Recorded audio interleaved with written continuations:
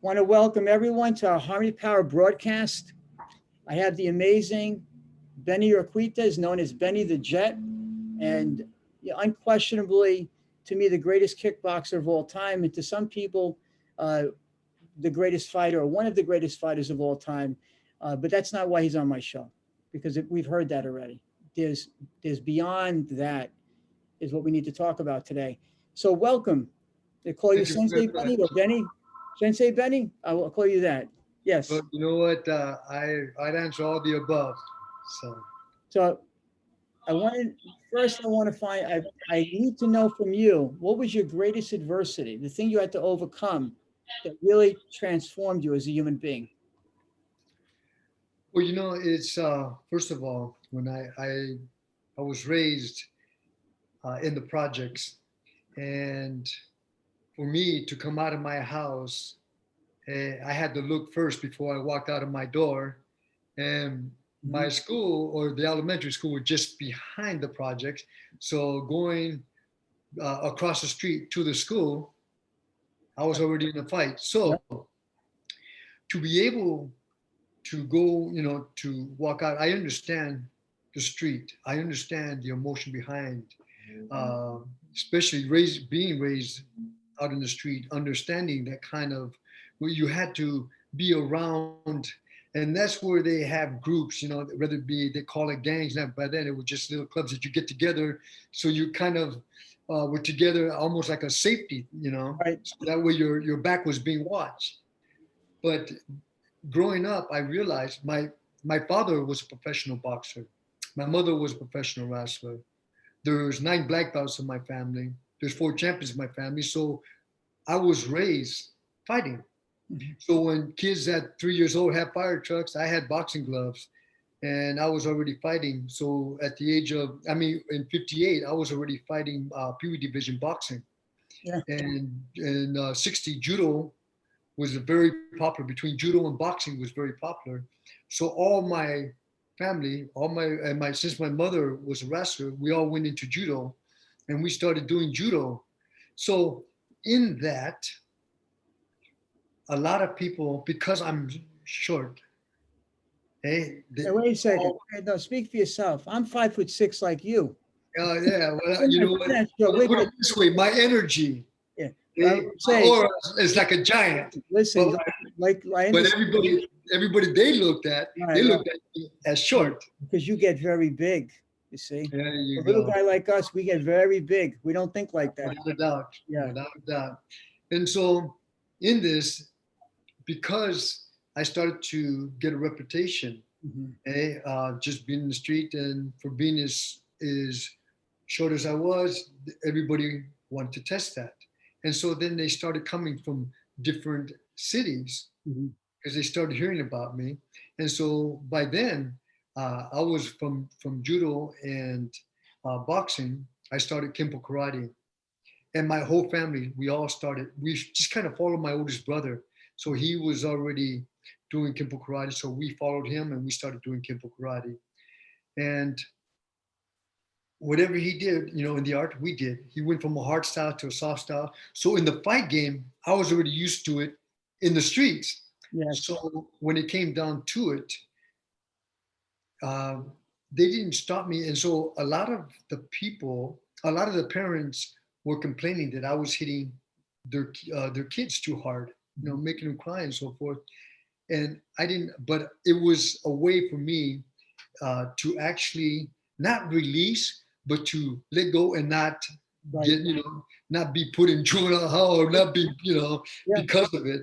So totally. I really believe that in the street was one thing.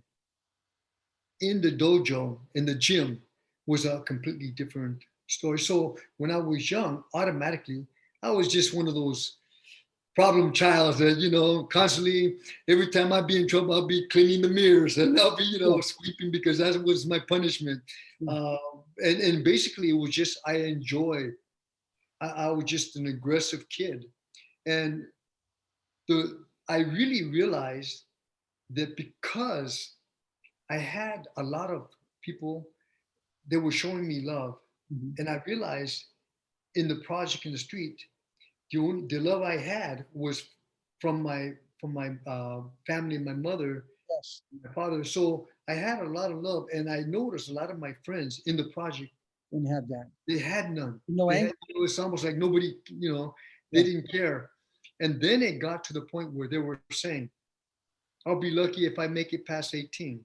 In other words, they're saying, hey, they're already predestined Of their course. life, saying, you know what? Yeah. I won't make it past 18. And when I used to tell my mom, I said, why did they say that? She said, they're going to make that happen. Yeah. They're Yeah. actually going to make that happen because the more they talk about it, the more it will show forward. It's a And belief system. Yes. that's right. So therefore, I realized, in that I came from a family with a lot of love, but I had a release. Right. I had a release, and I noticed just going outside my door, the friends that were around that grew up in there, they were completely different. And I used to wonder why they act so different than me. They're so angry, they're so mad, and they're so fearful. And because I realized that my family were giving me a lot of love, hey, and I in have to the I have to share this with you in this light. The the award that you're getting, this Harmony Power Award, is actually built on what you're talking about. When I traveled to all the schools in the country and they had every measure in place to punish a child for bullying, I'm like, and then they wanted to enforce the gun control law in New Jersey, and I debated with them. I was in politics. I ran for Congress a year ago, so I basically shot it down. I said, these kids don't care. They don't even have feeling when they pull a trigger. And then she said, well, what do you intend on doing? I said, the opposite. And it's teaching self-love. So when these kids are in schools and they're getting the award for doing all the things that they're good at and the things that they love to do in the school curriculum, they get the award, it goes in the report card. That's how you shift it. Because if they're not getting the love at home, they're going to have to get it in school in some way to break that cycle. So you were lucky. You were very fortunate that you were in a place of being loved. And I was too, even though I went through a struggle with my mother, which I mentioned earlier, right. because eventually my father gained custody and my life was changed. But, that's a fortunate thing. But, at 5 years old, I was carrying a knife because I was in the projects. That's what you did. And I was the only white kid in the projects. It wasn't even a question. You were hungry, you'd steal something from the store. You wouldn't go pay for it. You try to snatch it because that's what kids were doing. And so that's the reality. But the fact that you had such an amazing structure, a strong unit, uh, it says everything. So really your adversity, to my question, is every day was your adversity. Every day you woke up and crossed the street was like, am I going to live today? I got to get past this kid. Do I got to punch him out? What do I have to do? Well, sometimes it got to the point where I had to look out of out of the window to Yeah, go this see if way. it Right. was clear for me to get out. Yeah, you got a So knife coming. Right. that's Exactly. right. Yeah, it's a whole different thing. That's why in martial arts, I tell you something funny off the cuff. My students are getting so into the jujitsu, which it has its place. So whenever they put me in a position, I said, put me in a jujitsu position. I says, there's your eyes, there's your throat, and there's your groin, and I can bite you. I said, so where's this going? Because in the street, that's what kids did. When I grew up, they fought on glass, they would bite, they'd go for the eyes, they were animals. So the dojo's not teaching that. The dojo's teaching you good skill that's applicable, but it's not the street. What they're not teaching in the dojo. Here's the problem in the dojos. The dojos are safe. So you go in there, you're sparring, but always a sensei will break it up Right? and make sure it doesn't get out of hand. So Right. there's a safety in there. Even though you're sparring and you're really going at it, Right. there's a safety in there that you don't find in the street. That's So if you don't train under a threat, because when you're threatened, everything you hide under your bed in your closet will come up. Anger, fear, frustration, anxiety, all these come up when you're threatened. And they don't teach that. Okay? And most of the dojos that I've been and I've done seminars, they don't teach. You're right. They don't teach their students that there's a threat. They teach them technique. So when I go to a lot of these gyms, a lot of these dojos, I see that a lot of it is memorized technique. And if it's memorized, I had a black belt, just got attacked. And I said, "What'd you do?" And he says, "I froze." So either they're fighting, they're running, or they're freezing. And right now, most of them are freezing. Why? Because they're not being trained with a threat. They're not being trained under pressure. They're being taught to memorize. So if I can memorize and do technique, and I had some students, beautiful technique, high kicks, this and that. But when I put him in the ring, he froze. And in the ring, it became a square jungle, no place to run. So in that, in the ring, what happened, all the emotions came up, and what they didn't like about themselves, I had a chance to see it. And if you, so I was like, you don't like the way you feel, change the way you think. Well, I became a reprogrammer. I started to reprogram the way they're looking and thinking about that fear, that anger, that frustration. And so a lot of these kids coming from projects, coming from single parents, coming from, because a lot of parents are trying to make a living. So these kids are by themselves. Yeah, a lot of these kids are by themselves. And so they're not being taught how to be able to, when that emotion comes, what to do with it. What do I do with all this pent up? So it's hidden in them until they're getting threat.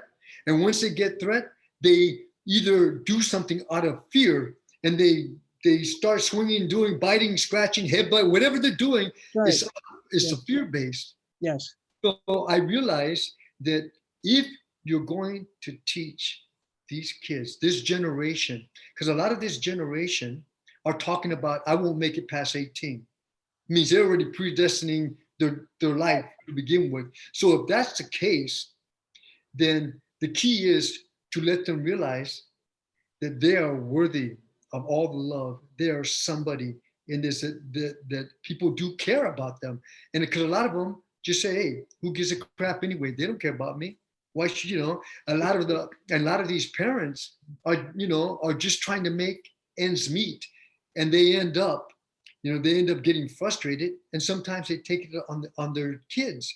And it's not that they mean it, but what happens, they're being programmed a certain emotion. Mm-hmm. And so in that, one time, my father is very physical. He's a boxer, and he's from Spain. And let me tell you, he's very physical. Sure. And my brother, I'll put it this way. I would come in the living room, and he'd be watching boxing, and I sit down. He slapped me behind the head. Watch this. I said, okay, I got it.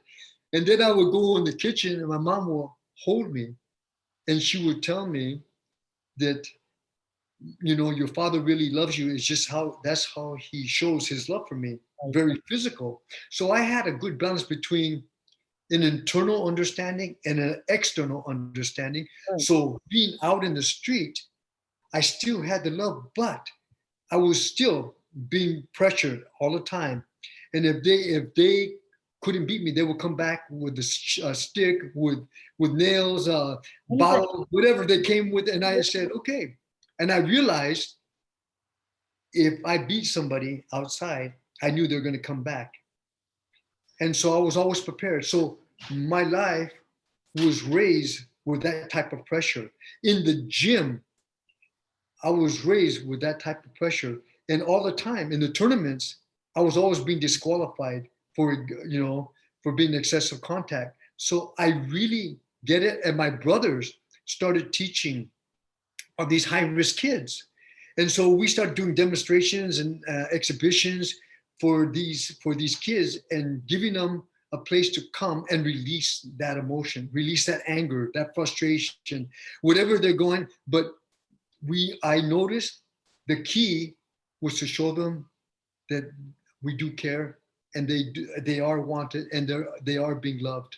So you answered it. First of all, you speak incredibly well, and you articulate your experiences in an amazing way.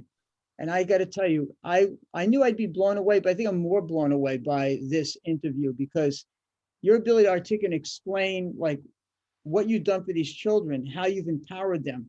how you overcame adversity, empowered yourself to empower others, and teaching others to believe in themselves and how to get that anger out is it speaks volumes. This is why honoring you, people like you in the world is essential, because that we need to have more role models, more of that out there. So that's why it was important this meet. So here's your certificate. I have it here. I'm going to send it to you, but I'm going to read it to you. All right. Sensei Benny Urquidez has been awarded this certificate for dedication, commitment, and outstanding efforts in promoting harmony in the world. It blows me away, Sensei. Really incredible. There it is. It's going to be. I'm honored by it. Thank you so much. And the most important of all is the words behind it. It's not so much the certificate. It's that, again, you thought of me in that way. Your And soul. whoever's behind. I looked into the soul of the person. I was blessed to meet a lot of the amazing masters all over the world. I was with Bob Wolf for a year, so I kind of traveled a bit and talked to a lot of people. Very few I genuinely respect the most. I respect you more so for your heart and soul than your skill. I appreciate that. Thank you. It's there's not too many of us go back. I go back to the 50s and 60s, and each decade, I realized the warriors in each decade, and there was a dividing between kickboxing and martial arts. Back in the early 80s. Yes. There was a dividing, and then there was dividing between the kickboxers and jiu-jitsu in the 90s when the Gracies came. There was a dividing, and then in '95, that was my last fight. There was nobody else to continue keeping the kickboxing really going, even though there was a lot out there. They wasn't keeping it going. But you guys were the root of everything we see now, and now people know that the root.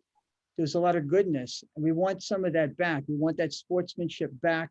We want more role models in the art. We need these people to come forward. We need a lot more of this, and it's my mission to make sure that that happens, and I will make that happen in this lifetime. Just so you understand that it all starts, first of all, right from the biblical days. It starts with honor. That's right. And it's from the biblical days: honor your mother, your father, your brothers, your sisters, your teachers. Honor. Right. And this is what it's about: is teaching these kids about honoring, right? Okay? Honoring your teachers and whoever's teaching you. Honor, and that way, when they start to really understand what honor means and what they're giving respect, because I'd rather have somebody move for me out of love than fear. Absolutely. Never put fear in people to make them move. That's right. And it's because, again, it's not genuine love. It's just basically they're doing it because they're afraid of me, not because they want to do it. I want to say domo arigato gozaimasu.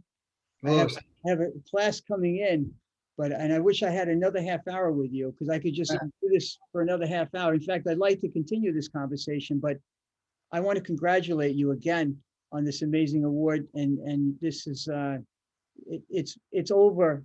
It deserved a long time ago. So congratulations again. Thank you much, and I'll see you when I see